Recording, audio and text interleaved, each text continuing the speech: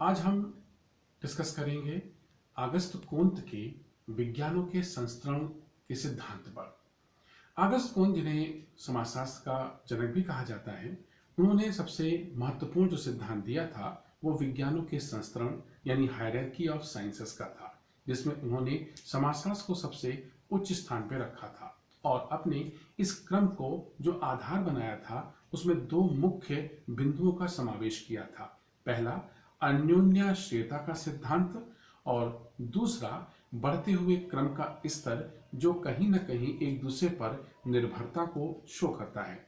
और अपने इस सिद्धांत में उन्होंने एक कोडिंग जो हम आपको बता रहे हैं वो आप ध्यान रखेंगे, जैसे MAPCBS।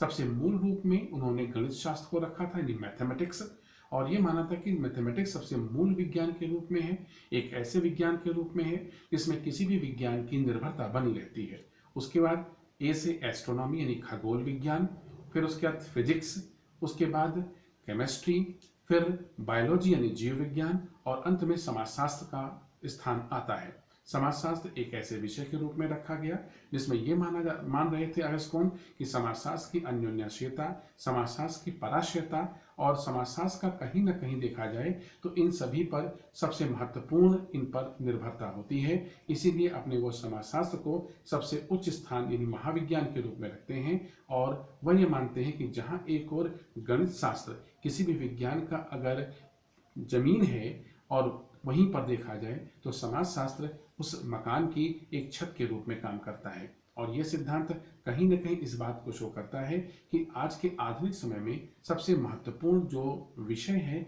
वो समाजशास्त्र है, जिसको कि अगस्त कोंत निश्चित और निर्धारित करते हैं। धन्यवाद।